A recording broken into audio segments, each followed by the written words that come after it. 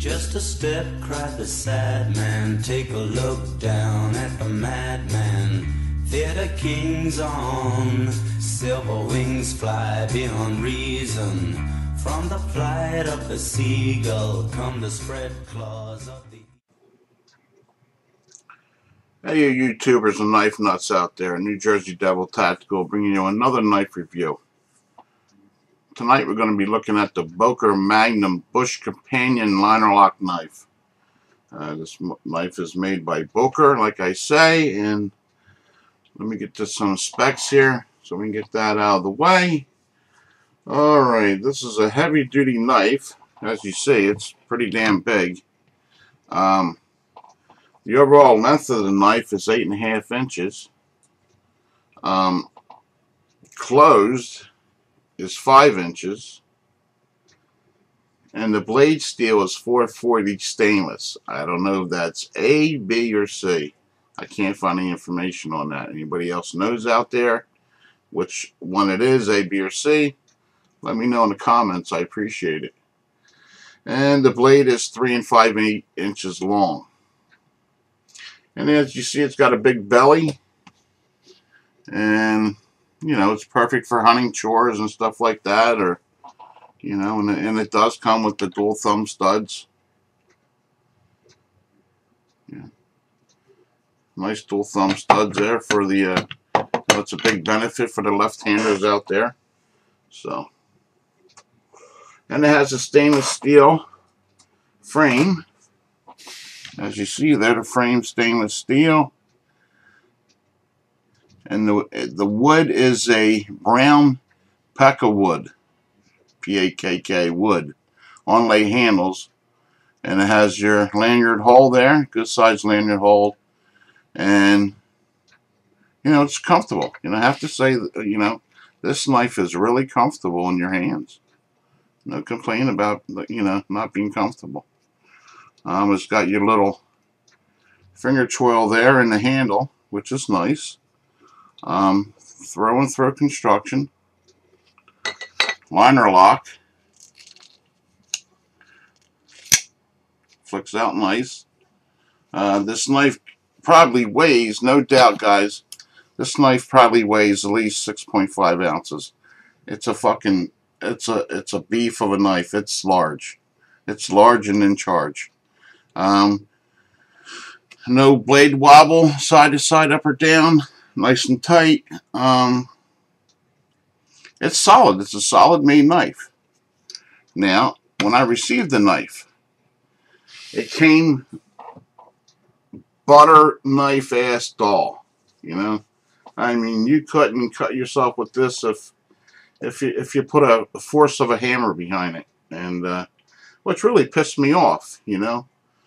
At least, you know, you should at least be able to friggin' cut your finger with it or something, you know, with a little bit of force, but it was bone ass. It was like one of those knives that you, display knives that come that have no edge at all on it. So, you know, what I had to do, I had to take it downstairs, and I had to break out the belt sander. And I broke out the belt sander, and I put a nice convex edge on it, as you see there. And it made a big difference, you know, with the grade of this steel. You know, as far as I think what this steel is, I think it's 440B. Give you a paper cut test here. You know, sharp nail. It wasn't when I first got it. Nice and sharp. So.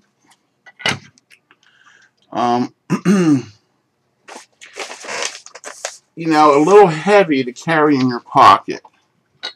Another thing, there is no place for a pocket clip. So the pocket clips out. And it didn't come with a sheath. So what you see is what you get.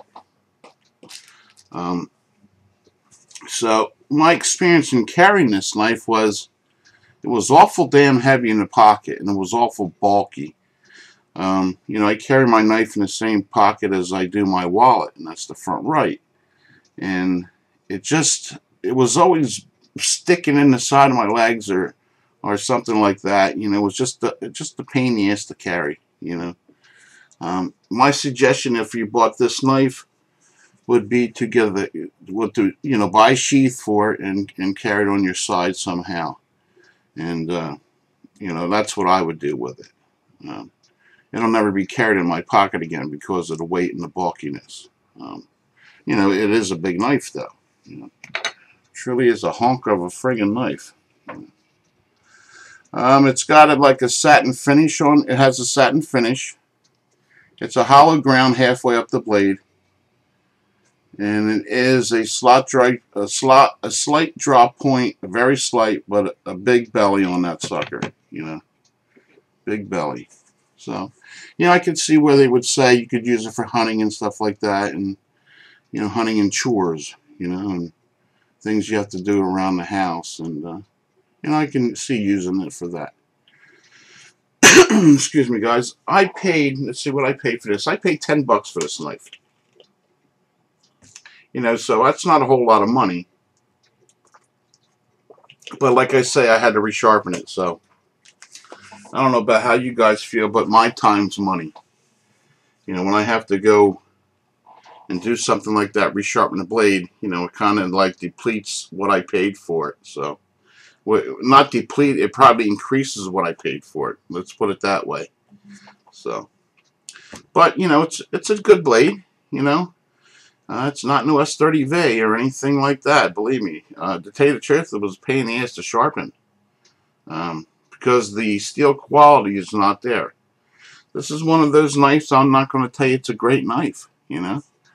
I'm just not, you know, it's, you know, I calls them as I sees them, and how they nice feel in my pocket and how they use in my life. So, would I recommend this knife for somebody else to buy it?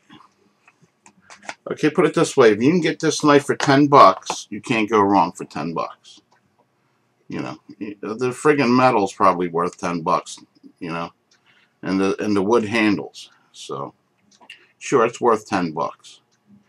Any more than $10, I wouldn't pay any more than $10 for it. You know, to me, this is a beater knife. You know, something you take out in your yard and you wrap newspaper with it and take the cord, wrap around the newspaper, cut the rope, and you know, it's a beater knife. So, that's what I would do with it. Would I take it camping and shit like that? Camping and you know, going out and bushcrafts and doing some survival? No fucking way. No way, because you know, I need something I can depend on out there in the field. You know, I need to know that something's going to last me and the edge is going to stay there for a considerable period of time. So, no, I wouldn't recommend this for any of those things like camping, hunting, bushcraft, and fishing. Or maybe some fishing, you know. Since it's a beater knife, yeah, you can throw this thing in your tackle box and take it out there and cut line with it and shit like that, you know. Slice a bass's head off or something like that. But that's basically what I would do with it. So as far as the rating, what would I rate this knife from 1 to 10? I rate it a 5. You know, 4.4 to a 5. And that's it. If it was a serrated blade, it would have been much lower than that. But I'll give it a 4.5 to a 5. Because it's so big, bulky, and heavy. You know, the extra weight you're carrying doesn't equal performance. So that's how I come up with that number. So as far as the value is worth $10 up to $15. If you can get it for $15, yeah, go ahead, get it for 15. You won't be disappointed.